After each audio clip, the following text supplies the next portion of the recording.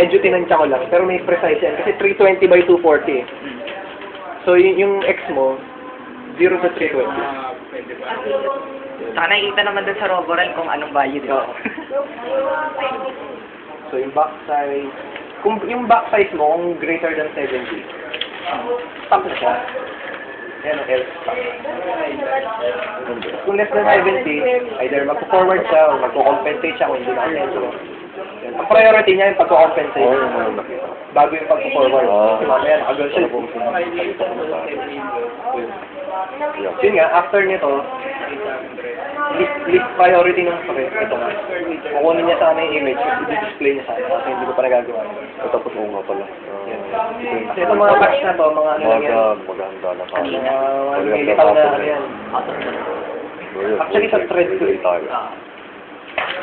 kailangan i-handle mo kasi. Kasi di ba meron tayong suspend, gumagamit tayo palagi ng suspend resume. Kailangan may reaction yung thread kapag sinususpend siya at kapag may suspend pa siya. Sarap siya. Kasi pwedeng iba to sa aming question dyan, di ba? What if kung yung na-detect niyang image, masyadong malaki yung box. Di ba ang automatic na ano niya, stop? Oo. Paano kung hindi pa pala, hindi yung tamang object na na-detect niya? Yung keyboard din.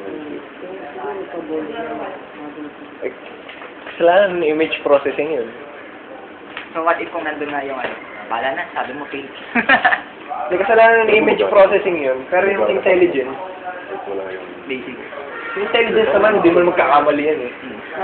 Eh, malaking box na naku. Malaki na doon. Malaking na-detect eh. External. Kumbaga sa mata ng tao, may diferensya yung mata mo. Hindi mo na kasalanan kung maumpog ka.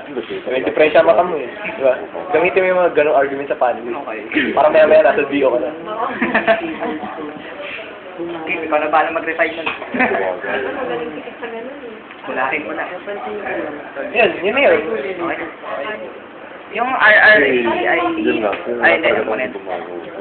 Tapos ito, Basically, yan, lahat yung pwede mong naman yan, lahat ng pwede mong gawin sa Roborel. May ginagawa rin kasi ako. Pero oo. meron. Programmatically. Actually, may comment naman siya eh. Okay. Ito plus dimension pang ano lang to. Hindi kami buhat. Lens Bago mag-TV, karamihan. Pag kumuha ka ng image, alam ba, yung nag-get image ako, So, ano ko pala, first game kayo nung finance. pag kukuha kasi ng image, ang pang-reference mo ron isang dimension variable tsaka isang image buffer. Tinan mo. image buffer para dun sa... Sa actual na data. Kaya ito yun. Static pad. RPN kasi yung PBA. Ito yun. 325. Doon namin. Okay. Tapos itong dimension. Finance kasi yung Dimensions ng image. game 1 ka. Yun ang paggamit mo. Yun ang sabi sa API. Ganun daw gamitin. Kaya ito yan. DC pa sa RLS. Buti na lang talaga may API. No?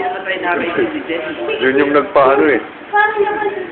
Yun yung nag-open ng, alam mo yun, yung mga pwedeng galawin. Well, huwag mo rin sabihin na Kasi- masama ang open source. Yung ganda rin nga. Well, yun nga lang. Open source, community-based. Hindi naman sequential yan eh. Hindi, kung ano yung mangyari dito, pupunta sa kung saan may dapat mangyari. Hindi naman So far pala, electric ko pala ulit yun. Hindi ko na count eh. Yung UI na-count ko. thread, tsaka yung RR thread. Ah, yung pang Roborel. Yung balikan ko eh. Ito, kung makapansin mo, Kasi yung training namin. yung mga... Ito kasi, Ha? Ngayon na yun. create tayo ng bagong thread. Diba?